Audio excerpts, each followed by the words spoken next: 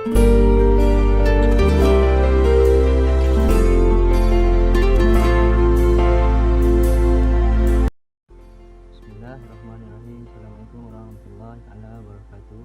Pada hari ini kami daripada Kuala Fasak.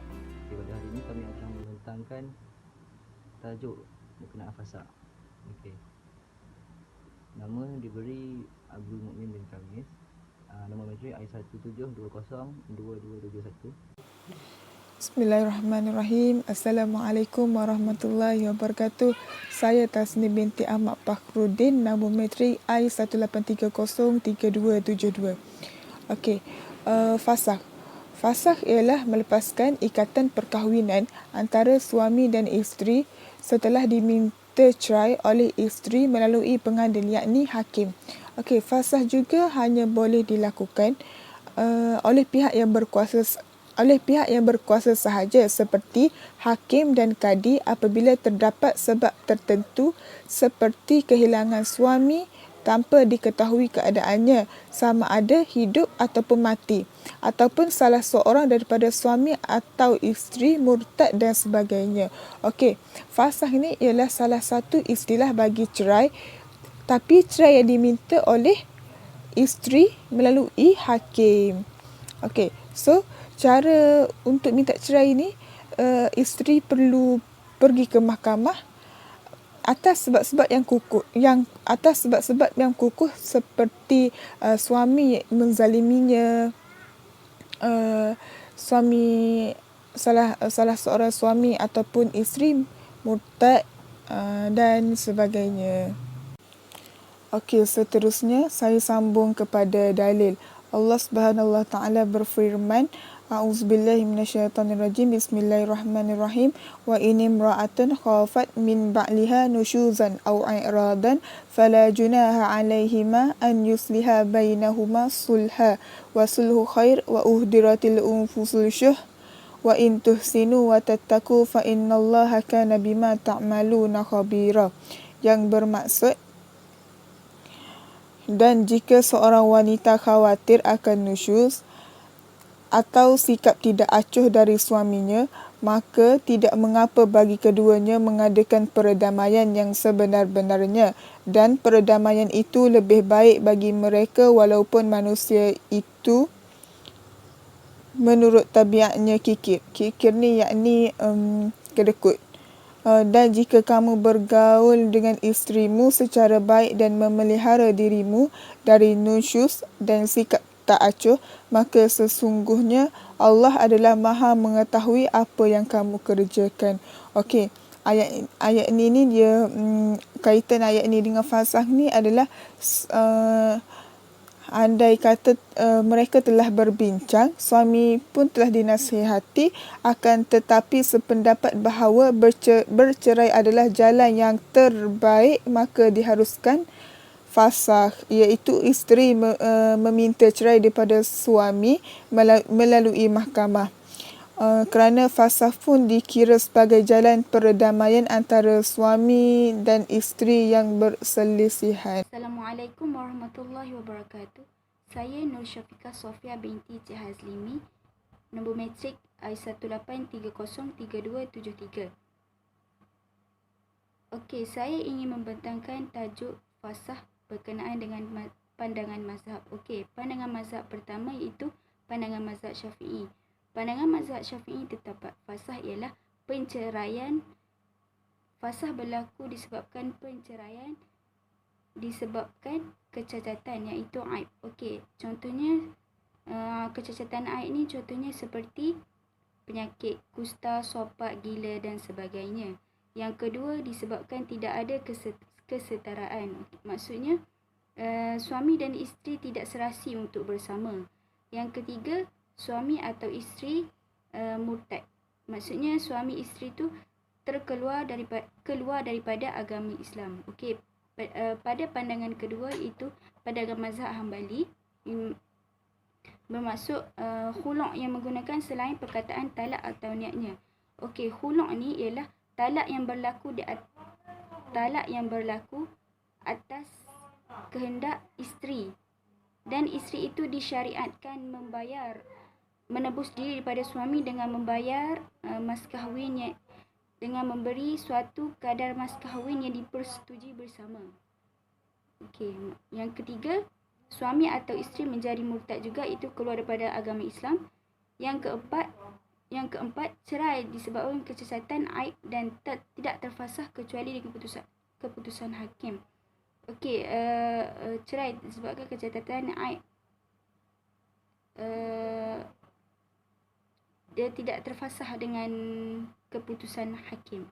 Kiranya dia bercerai tapi tidak walaupun dia dah bercerai tapi dia tidak jatuh talak tu sehingga hakim yang membuat keputusan. Okey, mazhab Maliki pula bermaksud mazhab Maliki pula berpandangan bahawa akad fasik ada persetujui kerosakannya. Itu akad fasik. Contohnya, seorang lelaki bernikah dengan perempuan yang masih dalam tempoh iddah disebabkan pernikahan yang terdahulu dengan suaminya, pernikahannya dengan suami terdahulu. Okey, seterusnya saya sambung kepada syarat-syarat fasah. Okey, syarat-syarat fasah menurut mazhab Syafi'i ada dua perkara, iaitu tidak sah fasah nikah jika dipersetujui oleh kedua-dua belah pihak. Maknanya suami dan isteri tidak sah kalau suami dan isteri tidak mahu bercerai. Yang kedua, keterangan atau bukti yang diberikan mestilah disaksikan oleh dua orang lelaki atau pengakuan bahawa kecacatan seperti mati pucuk dengan cara berganti sumpah. Okey, sekian sahaja daripada saya. Bismillahirrahmanirrahim. Assalamualaikum warahmatullahi wabarakatuh. Nama saya Nur Husna Syafiqah binti Johari. Nomometrik I183032744. Hari ini saya akan bentang sebab kenapa terjadinya fasad. Okey. Kita tahu fasad dia banyak sebab. Sebab tak bagi nafkah, sebab macam-macam sebab lah. So hari ini saya datangkan satu contoh sebab berlakunya fasad. Okey, contoh yang pertama,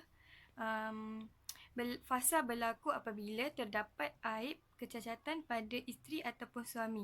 Okey, maksudnya kat sini contoh dia, si isteri mengalami kecacatan seperti gila, penyakit kusta atau mengalami penyakit kemaluan sehingga hilang nikmat untuk melakukan hubungan seks, ataupun kecacatan pada si suami yang mengalami kecacatan seperti gila, lemah tenaga batin sehingga tidak mampu untuk menyetubuhi atau memuaskan isteri. Okey, fahamkan kat sini maksud dia kecacatan tu maksudnya berlaku seperti penyakit lah, macam penyakit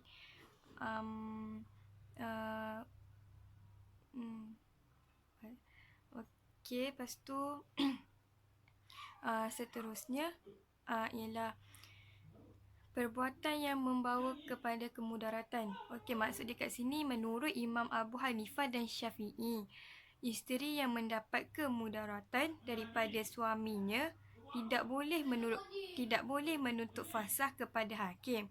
Untuk menghilangkan kemudaratan itu, boleh ditangani dengan cara mentakzirkan suami itu jika si suami itu tidak memperdulikan nasihat yang telah diberikan oleh hakim, iaitu melarangnya daripada memudaratkan isterinya.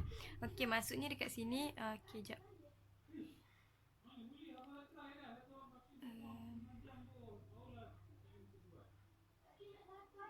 Okey, maksud dia kat sini macam ni.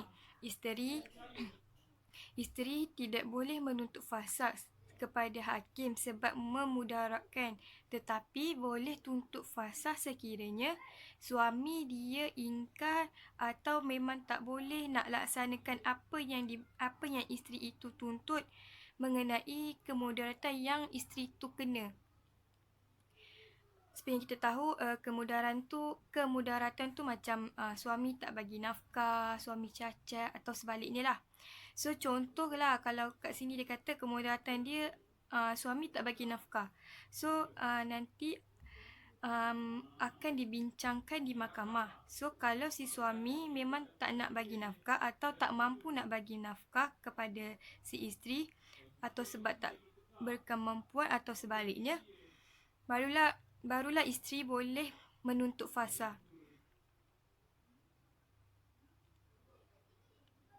Atau sebaliknya, contoh yang lain pula yang saya boleh bagi, isteri boleh minta fasakh sebab lelaki tu, sebab si suami melakukan perkara tidak baik seperti menjual dadah, hisap dadah ataupun sebaliknya. So kat sini nanti mengenai fasakh, diorang boleh tuntut, si isteri boleh tuntut dan dibincangkan di mahkamah. Okey, harap semua faham. Seterusnya saya akan serahkan kepada pembentang yang lain. Terima kasih. Bismillahirrahmanirrahim. Assalamualaikum warahmatullahi wabarakatuh. Nama saya Nurul Ifa binti Marozi. Nama matrik I18303-308. Okey, seterusnya saya akan membentangkan kes fasakh di Malaysia. Seperti mana yang kita tahu, fasakh itu merupakan ikatan perkahwinan yang dilepaskan oleh isteri melalui pengadilan, sama ada melalui hakim ataupun kadi. Di Malaysia, seringkali berlaku kes fasakh ini akibat kecuaian suami itu sendiri. Antara faktor seringkali berlakunya kes fasakh di Malaysia termasuklah suami berlaku tidak adil dalam berpoligami, termasuklah melebih-lebihkan isteri yang kedua berbanding isteri yang pertama. Maksudnya di sini suaminya mengabaikan isteri yang pertama dan melebih-lebihkan isteri yang kedua. Selain itu juga, suami juga tidak memberi nafkah kepada isteri. Ini juga merupakan faktor utama yang menyebabkan si isteri menuntut fasakh di mahkamah. Selain itu, suami juga sanggup memukul isteri untuk melepaskan kemarahan terhadap isterinya. Antara contoh yang boleh saya kemukakan di sini seperti isteri seringkali mengungkit-ungkit sikap suaminya yang berlaku tidak adil dalam berpoligami. Akibat pertanyaan itu membangkitkan kemarahan si suami sehingga si suami sanggup memukul isteri. Akibatnya, isteri berlaku penderaan mental akibat perbuatan suami tersebut. Di sini saya ingin tegaskan bahawa wanita perlu menegakkan kebenaran, menuntut haknya dan mengemukakan di mahkamah atas perbuatan suami tersebut. Okey, terima kasih kepada rakan pembentang saya yang sebentar tadi. Akhir sekali ini penutup itu yang oleh itu seperti yang telah kita ketahui, fasakh ini merupakan salah satu kaedah dalam pembubaran sesuatu perkahwinan, iaitu perpisahan dalam satu perkahwinan. Okey, kata runtuhnya masjid lah, senang. Okey, fasakh ini hanya boleh dilakukan oleh pihak yang berkuasa sahaja, seperti contohnya hakim dan kadi. Seperti yang saya sebut tadi, hakim dan kadi ni pihak-pihak yang berkuasa lah yang boleh melakukan fasakh lah pada sama ada si suami ataupun si isteri. Okey, dan apabila terdapat sebab tertentu, seperti contohnya si isteri kehilangan suami tanpa diketahui keadaannya. Okey, tak tahu sama ada si suami dia hidup ke mati ke, okey, ataupun salah seorang daripada suami atau isteri murtad, keluar daripada Islam, okey, dan sebagainya. Okey, setelah kami mengkaji dengan teliti dan faham apa yang dimaksudkan dengan fasakh, okey, dapatlah kita ketahui fasakh dan talak merupakan dua perkara yang berlainan. Okey, iaitu fasakh ni yang kita kena faham pembatalan akad daripada asas dan menghilangkan sifat halal dan yang menjadi kesan ke atasnya. Talak pula, talak ni maksud dia menamatkan akad. Kalau kata fasakh dia pembatalan, kalau talak pula dia menamatkan akad. Dia tamatkan akad, kiranya menamatkan akad dan sifat halal masih kekal kecuali setelah talak bain. Yang ni talak 3 lah, talak bain. Okey, yang beza dia di situ. Beza dia membubarkan pembatalan. Kalau fasakh pembatalan, dan kalau jika talak dia tamatkan terus. Macam tamat kontrak lah. Lebih kurang itu. Okey.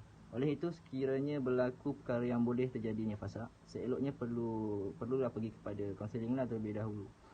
Supaya ikatan perkahwinan yang sah ini tidak dibubarkan oleh sebab-sebab yang remeh-temeh. Okey, sekian saja daripada saya. Sekian saja daripada kumpulan kami. Assalamualaikum warahmatullahi wabarakatuh.